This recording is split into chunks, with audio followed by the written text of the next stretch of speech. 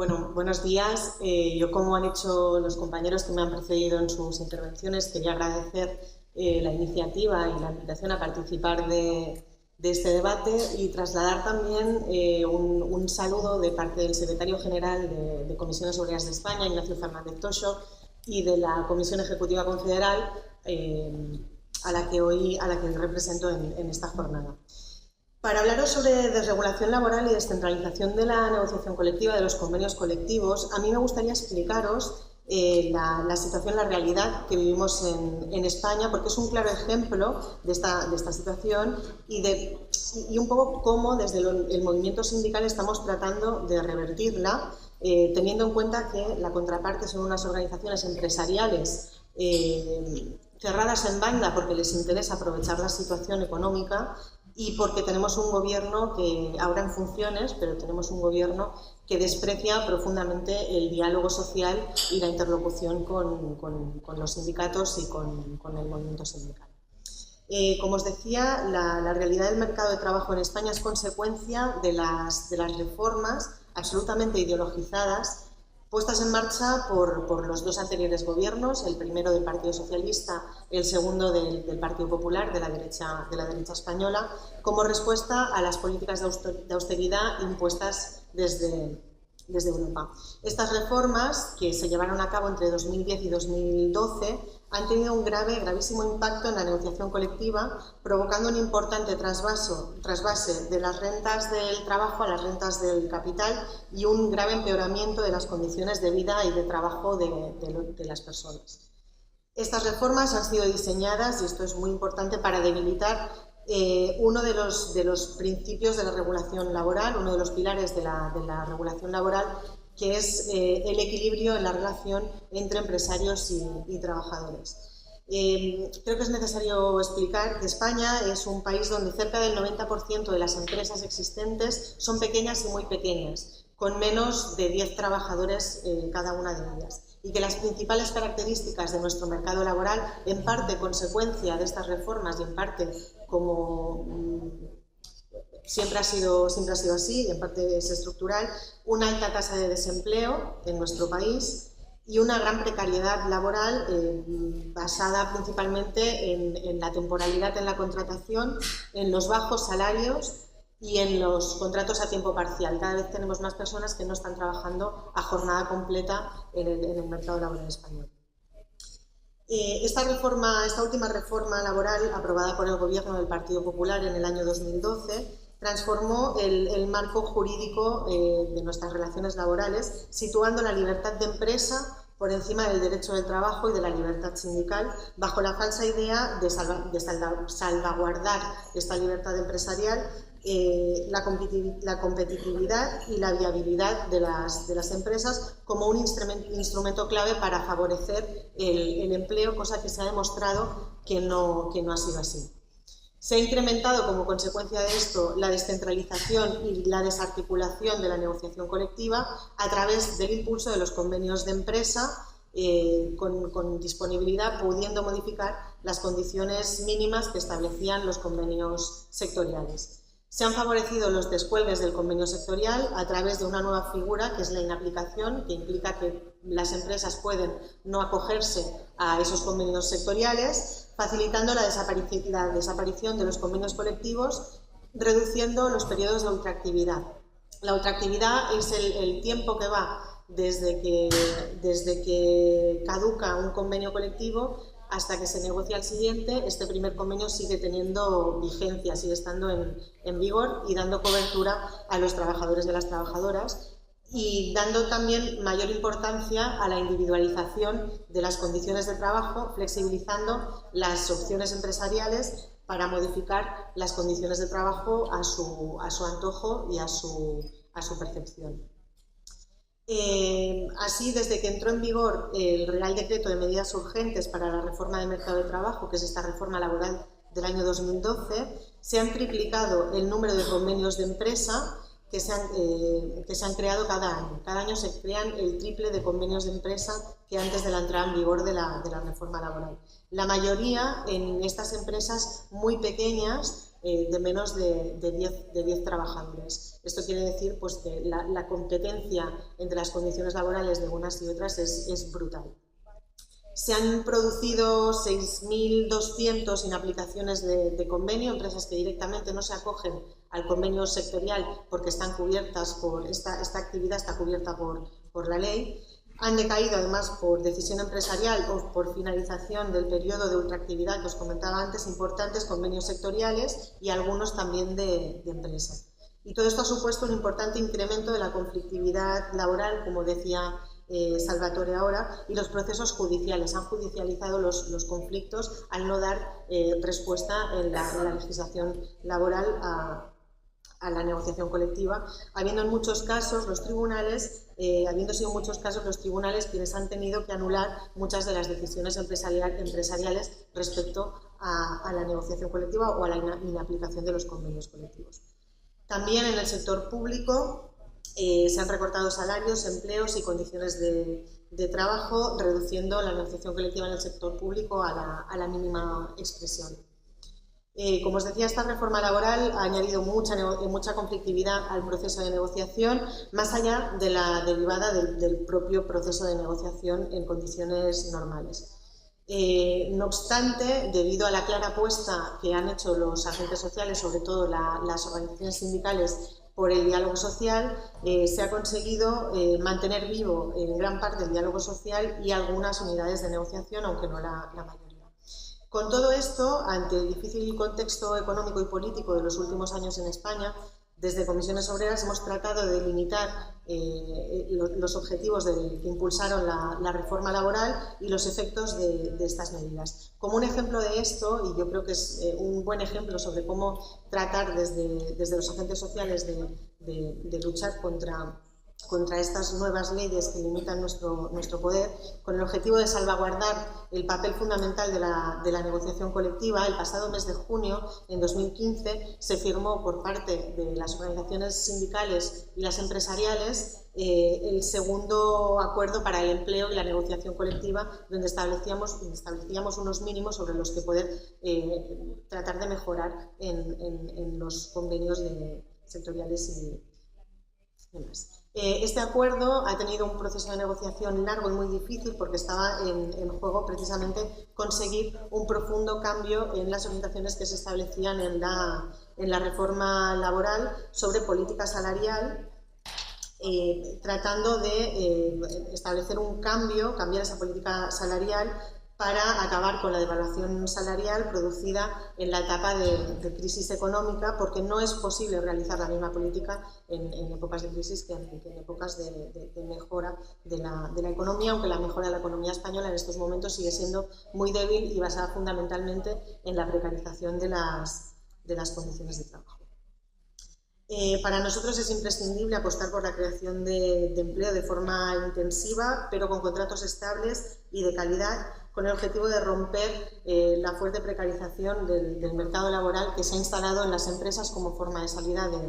de la crisis. Y es fundamental reforzar la negociación colectiva de los convenios y acuerdos colectivos, especialmente en los sectores, en los convenios sectoriales, que son los que cubren a más de un 90% de los trabajadores en España. El resto son convenios de empresa. Para nosotros, por eso, es fundamental apostar por el refuerzo de los convenios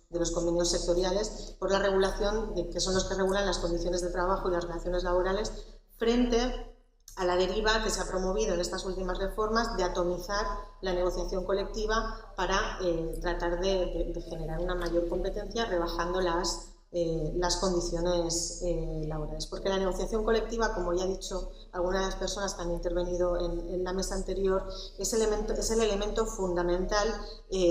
para garantizar el crecimiento del consumo y de la economía a través de la distribución de la riqueza. Estos han sido nuestros objetivos centrales en el proceso de negociación de este acuerdo para el empleo y la negociación colectiva, y que queremos que se conviertan en el eje vertebrador de la negociación colectiva en los próximos años, incluso para la mejora de aquellos convenios que, habiendo sido firmados en años anteriores a la firma del acuerdo, lo hicieron en peores condiciones, que ahora se puedan acoger a las mejoras que este acuerdo recoge. Como os decía, el elemento fundamental, el principal objetivo es la recuperación del poder adquisitivo, porque la recuperación económica es un hecho que no se proyecta por igual, no se está proyectando por igual en las empresas y en los trabajadores, y tampoco se produce por igual en todas las empresas ni en todos los sectores. Este acuerdo es un instrumento muy importante y por eso nos interesa mucho poderlo poner en valor para orientar la negociación colectiva que afecta a la gran mayoría de la población asalariada y que pretende incidir y mejorar la demanda interna a través de la mejora de la actividad económica, mejorando las condiciones de los trabajadores y las trabajadoras. Pretendemos acabar también con la creciente precarización del empleo, fomentando la estabilidad, sobre todo fomentando la estabilidad de la contratación y la utilización de instrumentos de flexibilidad interna negociada. Clave la palabra negociada, porque esto no se puede poner en marcha de forma unilateral, frente al uso abusivo del despido como herramienta de ajuste ante circunstancias empresariales adversas. Impulsar la creación de nuevos puestos de trabajo, con especial atención a la contratación de personas jóvenes. Tenemos actualmente un problema muy grave de desempleo juvenil en España, como comentaba también Salvatore. La situación en la que nos encontramos actualmente, el inicio del crecimiento de la economía española, permite desarrollar algunas políticas que aprovechen este crecimiento débil para hacerlo más sólido e inclusivo, combatiendo la pobreza laboral y la desigualdad. Tenemos actualmente cada vez un número mayor de trabajadores que, pese a tener un empleo, sus condiciones son tan malas que siguen siendo pobres aún no encontrándose en situación de exclusión social. Tenemos que hacer extensiva la recuperación al conjunto de la sociedad y para consolidarla es imprescindible realizar cambios sustanciales en las políticas económicas, pero también desde la contribución de la negociación colectiva dinámica y comprometida con los objetivos de mejora de los salarios y la creación de empleo. Este es el reto que tenemos por delante en los próximos años en el ámbito de las relaciones laborales y la negociación colectiva, y en el que desde Comisiones Obreras vamos a poner todo nuestro esfuerzo y la responsabilidad que tenemos por ser la primera organización sindical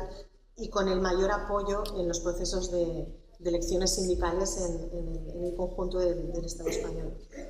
Pero también es imprescindible, para que esto pueda funcionar, el compromiso de la contraparte, y no me refiero solo a las organizaciones empresariales, sino también a los partidos políticos y a los gobiernos que tendrán que venir, esperamos, en breve, en la situación de España actualmente, que estamos sin gobierno. Por eso los principales objetivos de este acuerdo que os comentaba están basados fundamentalmente en la mejora de la calidad del empleo, la estabilidad y la extensión de derechos al conjunto de los trabajadores y las trabajadoras, el impulso de la contratación de personas jóvenes, la formación y la cualificación profesional, la mayor incidencia de las organizaciones sindicales, en este caso en los procesos de reestructuración de las empresas como alternativa a los despidos, la igualdad de trato y la igualdad de género. Seguimos teniendo un problema muy grave con la brecha salarial, los diferentes salarios que perciben las mujeres y los hombres por hacer igual trabajo o trabajos de igual valor. Los criterios para la determinación del incremento salarial, al final esto es lo fundamental, y la ultraactividad y el proceso negociador, la durada de los convenios, la duración de los convenios y qué pasa con la cobertura que se ofrece a los trabajadores desde que caduca un convenio hasta que se firma el siguiente, que en España estaba garantizado, y con esta última reforma laboral pues queda un poco a voluntad de las partes, ¿no? de ponerse de acuerdo con esa cobertura. Tras los largos años de crisis, recesión y destrucción de empleo que hemos sufrido, estamos ahora mismo en un escenario débil pero diferente, en el que hay un repunte del crecimiento de la economía, pero en el que no debemos olvidar que empezar a salir de la recesión no implica necesariamente salir de la crisis, sino que nos podemos quedar estancados en ese terreno de nadie. Por eso, sin un fuerte crecimiento de la economía y un cambio de rumbo, sobre todo un cambio de rumbo de las políticas públicas que se impulsan desde el gobierno, esperemos que diferente, que tiene que venir al que teníamos hasta ahora, no va a ser posible que nos enfrentemos con éxito a estos enormes desafíos. Conformarnos con estos crecimientos débiles, con la inflación negativa y con un crecimiento del empleo basado en la precariedad contractual y salarial, solo nos puede conducir a mantener los niveles de empobrecimiento en el que viven millones de personas en España desde el año 2009 y que resultan pues, insoportables para la gran mayoría de la sociedad y sobre todo para la sociedad que queremos construir, que tiene que salir de este duro periodo en el que estamos inmersos, ¿no? Con el riesgo añadido de que una importante parte del desempleo de larga duración se haga crónico y que esas personas se queden excluidas para siempre del mercado laboral y sobre todo para aquellas personas jóvenes que todavía no se han llegado a incorporar al mercado de trabajo y que cada vez ven más complicada la posibilidad de acceder y de mantenerse en el mismo con unas condiciones dignas. Rechazamos también frontalmente el discurso de quienes atribuyen el cambio de tendencia a la política económica de austeridad y a las reformas estructurales sin diálogo político y sin diálogo social, que han hecho oídos sordos durante los últimos años a la amplia y constante movilización social que ha vivido nuestro país precisamente para protestar contra estas políticas que se estaban llevando a cabo. Toda esta situación, todo este panorama que tenemos derivado de los últimos años, pero no solo, nos obliga como sindicato a enfrentar la negociación colectiva de otra manera. Tenemos que dar respuesta a las nuevas necesidades que se viven en los centros de trabajo, estos centros de trabajo cada vez más atomizados fuera de las grandes empresas, y de las medianas, sino también pues, estas pequeñitas que son una gran parte del tejido industrial español. Empresas con diferentes formas de gestión productiva de los recursos humanos y donde si no realizamos una acción sindical potente y una negociación colectiva potente, pues se quedarán al margen de estas mejoras que estamos tratando de iniciar. Como os decía, el 90% de las empresas en España son muy pequeñas, por eso para nosotros es fundamental apostar por los convenios sectoriales que superen el ámbito de la empresa para no contribuir todavía más a la precarización de las condiciones de trabajo. Esto, un poco para situaros en todo el escenario, sí que me gustaría acabar, porque ya me han pasado la nota que vamos mal de tiempo, me gustaría terminar dándos un último apunte y enlazando con el final de la intervención de Salvatore. Para el movimiento sindical, para nosotros, el hecho de tocar la negociación colectiva significa tocar uno de los pilares fundamentales del sindicalismo, sino el pilar fundamental del sindicalismo. Y el objetivo es claro, reducir a la mínima expresión la capacidad de influencia del único o del último contrapoder existente, y por eso todas estas reformas, en el caso de España, no han venido solas.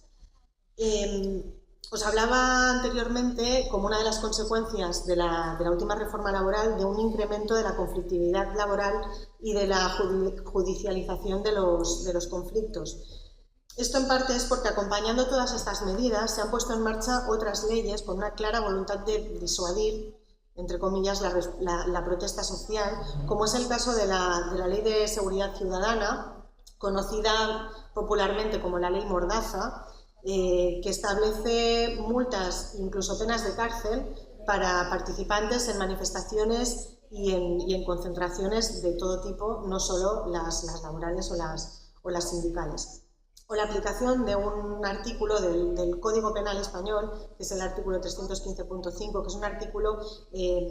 heredado o recuperado de la dictadura, del franquismo, que criminaliza directamente la participación en los piquetes informativos de las huelgas. Actualmente tenemos en España cerca de 300 sindicalistas algunos ya con penas de cárcel y otros que están pendientes de juicio por este motivo, por participar de las movilizaciones sindicales en defensa del derecho del trabajo y de las condiciones del trabajo del conjunto de los trabajadores y las trabajadoras. Una muestra de que estas políticas, tanto las reformas laborales como las que os comentaba ahora en último lugar, no son casuales ni inocentes y están hechas con una clara voluntad de limitar el poder y la capacidad de incidencia de las organizaciones sindicales, desincentivando de esta manera la organización de los trabajadores y las trabajadoras. Y esto es un elemento fundamental contra el que tenemos que luchar. Y nada más por mi parte, muchas gracias.